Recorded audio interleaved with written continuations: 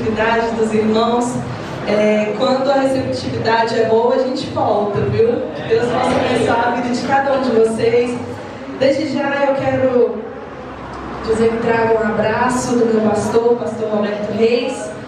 Somos ali da igreja Missão Sem Fronteiras e ele não pôde estar presente porque ele teve que dirigir o culto lá, mas ele mandou um grande abraço, pastor Miguel, sua esposa, sua família. Que Deus possa abençoar toda a igreja em nome do Senhor Jesus. Amém. Desde já eu quero que os irmãos abram sua Bíblia em Isaías.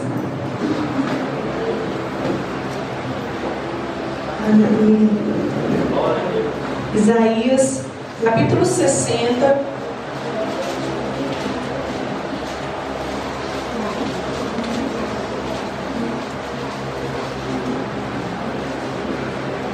Aleluia.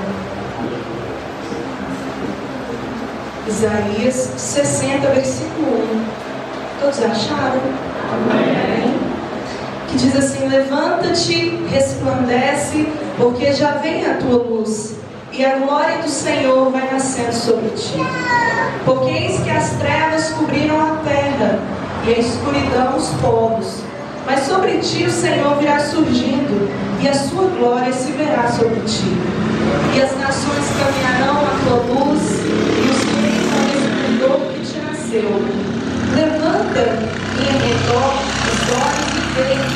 Todos estes já se ajuntaram e vêm a ti. Os teus filhos virão de longe, e as tuas filhas se criarão ao teu lado. Então o verás e serás iluminado, e o teu coração estremecerá e se alargará, porque a abundância do mar se tornará a ti, e as riquezas das nações a ti virão. Amém? Amém. Aleluia. Ao dobrar os meus joelhos e pedir a Deus uma palavra para dizer antes de ministrar os louvores aqui, Deus me deu essa palavra. É noite de você levantar da onde você caiu.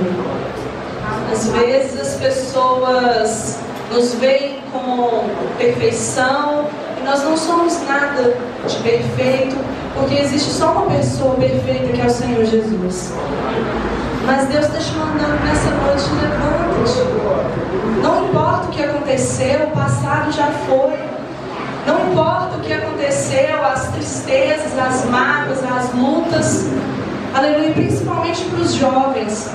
Não importa a tribulação que vocês passam, seja as lutas que vocês passam na escola, a vergonha que algumas pessoas têm de pregar o Evangelho dentro da escola. Levanta-te.